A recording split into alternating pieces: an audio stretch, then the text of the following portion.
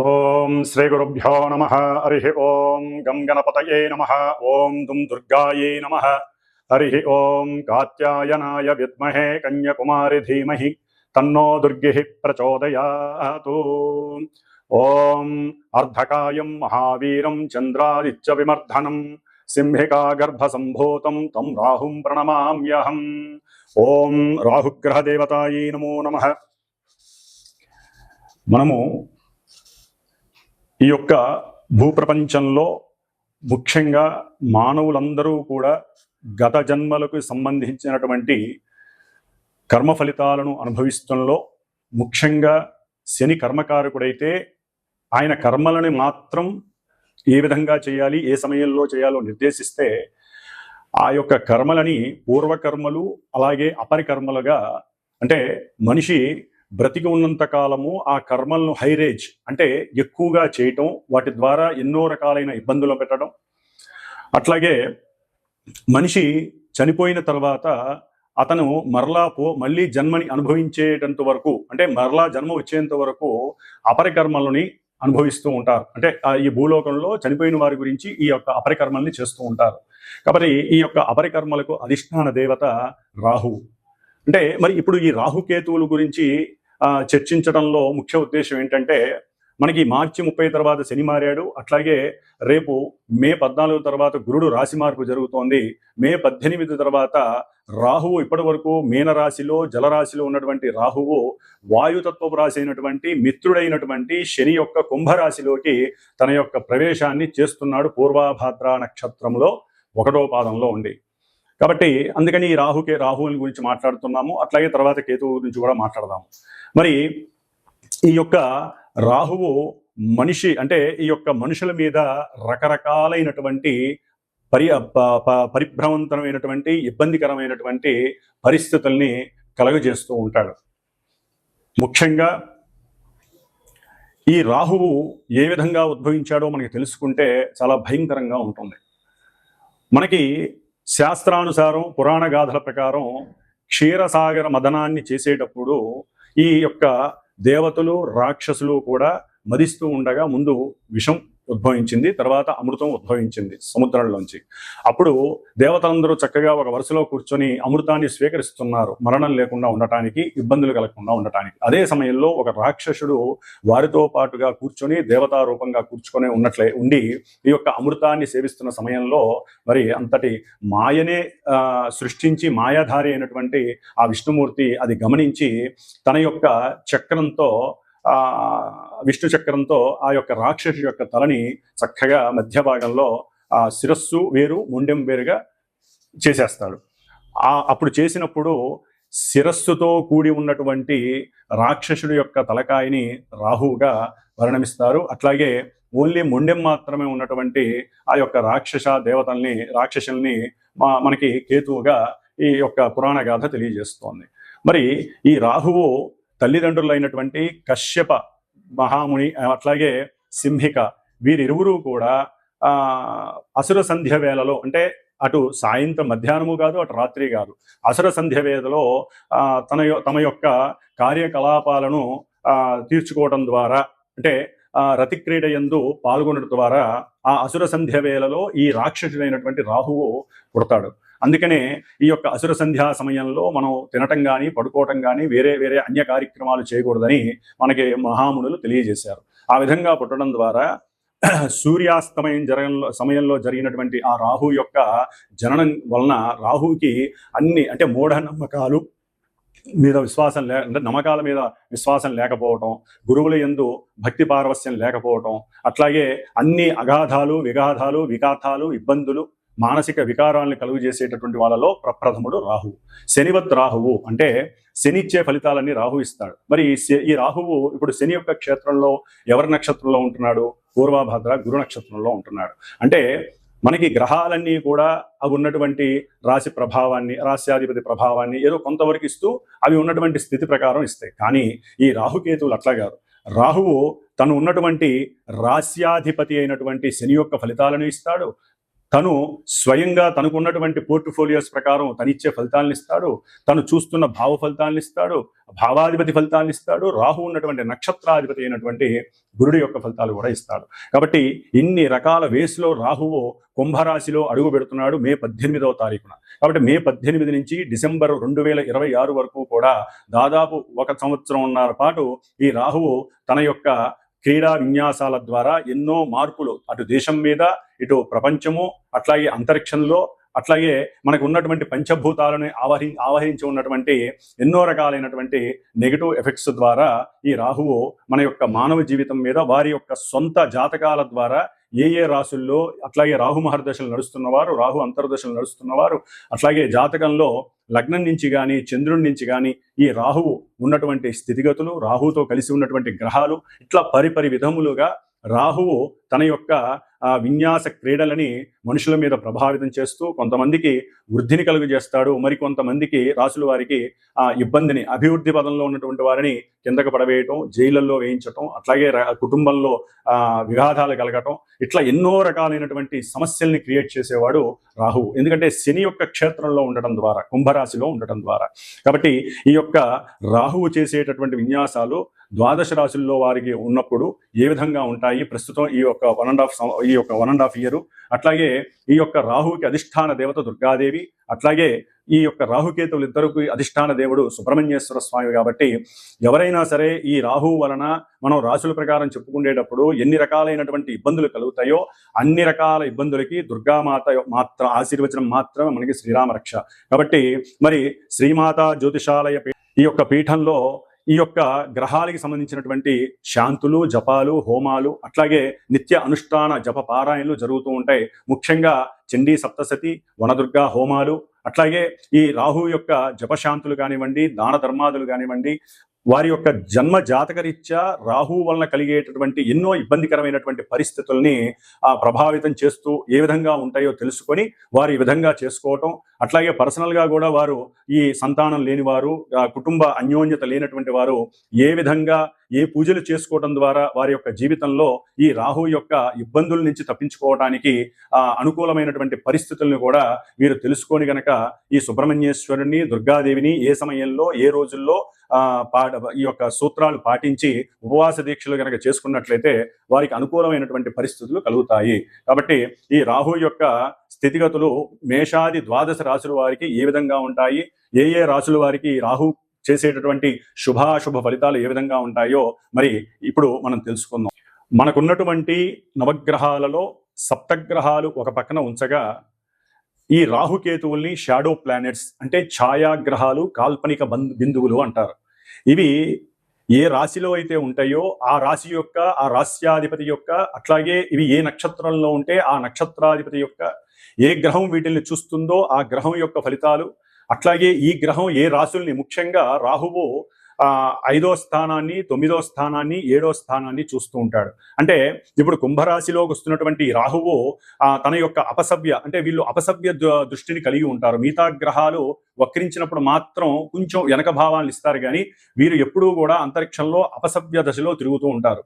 కాబట్టి ఈ కుంభరాశిలో మారేటటువంటి మే 18న మారుతున్నటువంటి రాహువు మరి కుంభరాశి యొక్క ఫలితాలని అక్కడ ఉండి తన యొక్క దృష్టి తులారాశి మీద, 5వ రాశి మీద, సప్తమ దృష్టి సింహరాశి మీద, నవమ దృష్టి మిథున రాశి మీద పడుతోంది. కాబట్టి ఈ యొక్క రాశుల్లో ఉన్నటువంటి గ్రహాలు ఈ యొక్క రాశి ఫలితాలు ఇస్తాయి.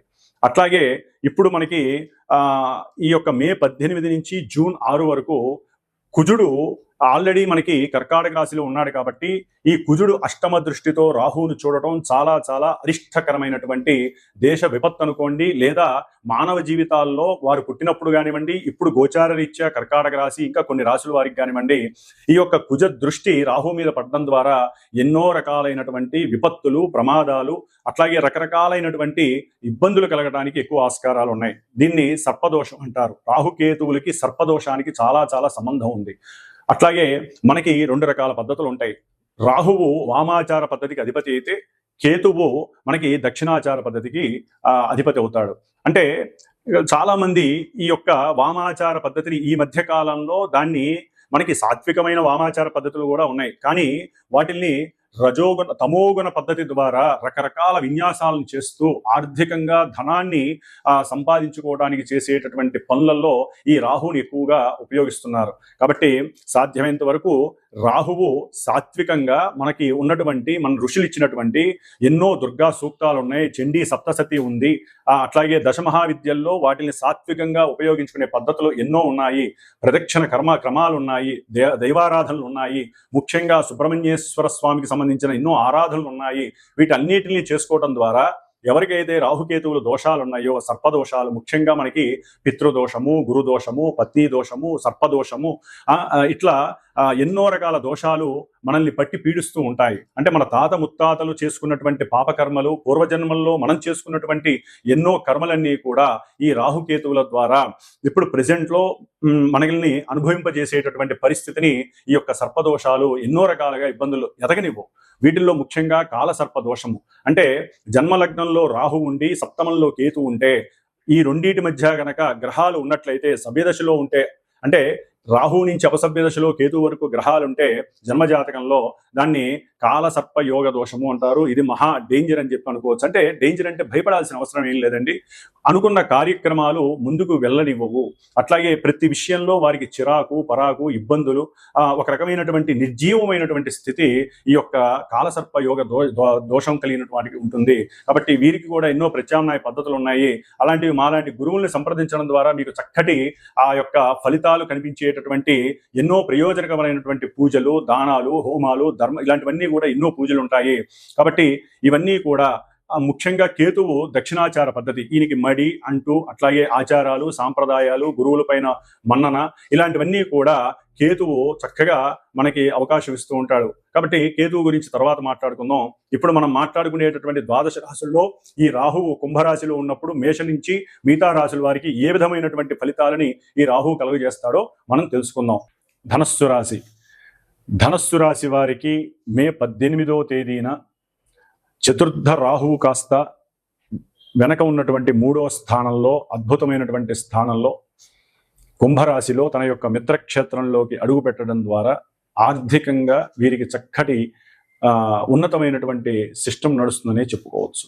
అంటే ఆర్థిక సహాయ సహకారాలు వీరికి గృహ నిర్మాణ విషయంలో వీరికి చక్కగా అందిపుచ్చుకోవడంలో అవకాశం దొరుకుతుందని చెప్పుకోవచ్చు.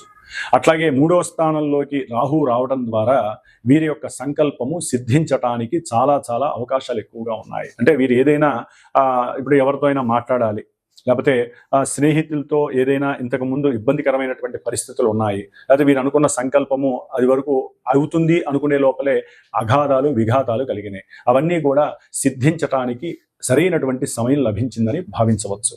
అంటే ఎందుకంటే 3లో ఉన్నటువంటి రాహువు లాభస్థానాన్ని అయినటువంటి వీరికి ధనుస్సు రాశి వారికి 5వ దృష్టితో లాభస్థానాన్ని చూడటం ద్వారా భార్యాపరంగా కూడా, లేకపోతే భర్త పరంగా, అంటే ఆలుమగల్లో ఒకరి ఒకరు సహాయ సహకారాలు సంకల్పాన్ని సిద్ధించటంలో ఉపయోగపడతాయి.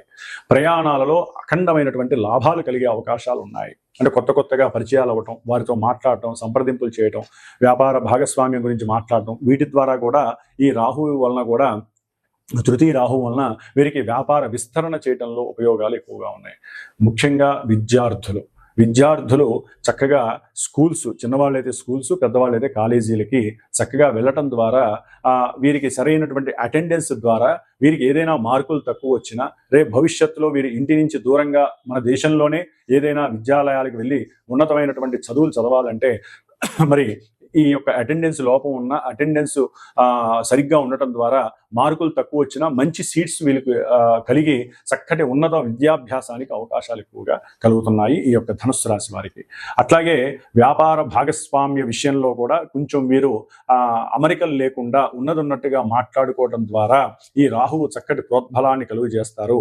చక్కటి గృహ నిర్మాణాన్ని చేయటంలో కూడా వీరికి అనుకూలమైనటువంటి పరిస్థితులు కనిపిస్తున్నాయి. ప్రయాణాల యందు అన్ని విధాలైన లాభాలు కలుగుతున్నాయి. అన్నదమ్ముల యొక్క సఖ్యత వలన చక్కటి లాభస్థితి కూడా వీరికి కనిపిస్తోంది. వీరు ఏది మాట్లాడినా కూడా చక్కటి అనుకూలమైనటువంటి పరిస్థితులు ధనుస్సు రాశి వారికి కనిపిస్తున్నాయి. ముఖ్యంగా ఈ యొక్క స్థలాలు, లేకపోతే గృహ నిర్మాణాదులు విషయాల్లో కానివ్వండి, రియల్ ఎస్టేట్స్కి సంబంధించినటువంటి వారికి ఉన్నతమైనటువంటి క్రయ విక్రయాదులు చక్కగా లాభాన్ని కలుగజేయడంలో కలుగు చేస్తున్నాయి. భార్యాభర్తల మధ్య ఏదైనా సత్సంబంధాల లోపాలు ఇప్పటివరకు నడిచి న్యాయస్థాన సంబంధ విషయాలలో లాయర్ల వలన నష్టపోతున్నట్లయితే వీరిరువురు కూర్చొని మాట్లాడుకోవడం ద్వారా చక్కటి అమరిక జరిగి వీరి మధ్య సఖ్యత కలిగి ఒకే కుటుంబంలో అన్యోన్యంగా వీరు రాణించడానికి అవకాశం ఉంటుంది. చక్కటి భోగ భాగ్యాలు అనుభవించటానికి, అట్లాగే విదేశాలకి లేకపోతే దగ్గరున్న ప్రదేశాలకి ఆహ్లాదకరంగా భార్యాభర్తలు తిరిగి రావడానికి అవకాశం ఉంటుంది. అన్నదమ్ములు కూడా అనుకోకుండా ఏదో ఒక లాభకరమైనటువంటి విషయార్థమై ఈ ధనుస్సు రాశి వారు దగ్గర ప్రయాణం చేయడానికి కూడా అవకాశం ఈ 1.5 year ఉంటుంది. అన్యోన్య సఖ్యత అయితే కలగడానికి ఎక్కువ అవకాశాలు ఉన్నాయి. తండ్రి యొక్క సహకారం అంటే ఈ యొక్క ధనుస్సు రాశి వారికి తండ్రి వలన సరైనటువంటి సమయంలో అనుకూలమైనటువంటి వాక్కు ద్వారా వ్రాతపూర్వకమైనటువంటి విషయాల యందు కానివ్వండి, తండ్రి యొక్క పిత్రార్జిత విషయంలో కానివ్వండి, అంటే ఏదైనా ఆస్తి అమ్మటం ద్వారా అనుకూలమైనటువంటి ధన లాభార్జన, అనుకూలమైనటువంటి పరిస్థితులు వీరికి కలగడానికి ఎక్కువ అవకాశాలు ఉన్నాయి. భార్యాభర్తల మధ్య అన్యోన్య సఖ్యత కూడా ఈ రాహువు వలన కలగటానికి, మరి ఒక గ్రహం వలన కలగటానికి అవకాశాలు ఎక్కువగా ఉన్నాయి. వ్యాపార విస్తరణ చేయడంలో ముఖ్యంగా రియల్ ఎస్టేట్కి సంబంధించిన వారు, దూర ప్రాంతాల లాజిస్టిక్స్ వ్యాపారాలు చేసేటటువంటి వారు, జల సంబంధిత వ్యాపారాలు చేసేవారు, లేకపోతే ముద్రణాలయాలు, ప్రింటింగ్ ప్రెస్సులు, లేదా ఇలాంటి ఏ విషయాల్లోనైనా సరే రైల్వే తంత్రీలు కానివ్వండి, వీళ్ళందరికీ కూడా అనుకూలమైనటువంటి ఉద్యోగ అవకాశాలు కలగడానికి అవకాశాలు ఉన్నాయి. ఓం దుమ్ దుర్గాయే నమః. మే 18వ తారీఖున రాహువు కుంభరాశిలో సంచారం జరిగేటప్పుడు ముఖ్యంగా కొన్ని రాశుల వారికి దుర్గాదేవి మరియు సుబ్రహ్మణ్యేశ్వర స్వామి అనుగ్రహం కలగటానికి ఏమేం చేసుకోవాలో తెలియజేసుకునే ప్రక్రియలో ముఖ్యంగా అవి ఏమేమి రాశులంటే మీనరాశి, వృషభ రాశి, మిథున రాశి, ముఖ్యంగా కర్కాటక రాశి, సింహరాశి, అట్లాగే తులారాశి, వృశ్చిక రాశి, మకర రాశి, కుంభరాశి. ఇన్ని రాశుల మీద ఈ యొక్క రాహుగ్రహ ప్రభావం చాలా అత్యధికంగా ఉంటుంది. కాబట్టి వీరు తప్పనిసరిగా రాహుగ్రహానికి సంబంధించినటువంటి జపాలు చేయించండి, దానాలు, మినుములు దానం చేయండి, గారెలు చేసి పంచాలి. అట్లాగే దుర్గాదేవికి సంబంధించిన హోమాలు చేయించండి.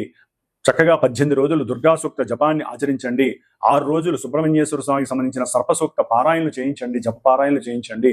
ఇంకా సర్పదోషాలు, పితృదోషాలు ఉన్నవాళ్ళు సర్ప బలి కార్యక్రమాలు చేయించండి. పిల్లలు, అట్లాగే పిల్లలు లేని వాళ్ళు, పిల్లలు కావాలనుకునే వాళ్ళు, గర్భ విచ్ఛిన్నం జరుగుతున్న వాళ్ళు, అట్లాగే అకాల మృత్యువు పొందినటువంటి వారి ద్వారా కలిగే నెగిటివ్ ఎఫెక్షన్స్కి సంబంధించిన వారు ఈ యొక్క సుబ్రహ్మణ్యేశ్వర స్వామి పాశుపత హోమాలు చేయించుకోండి. ఇట్లా దుర్గాదేవికి సంబంధించిన చండీ హోమాలు చేయించండి.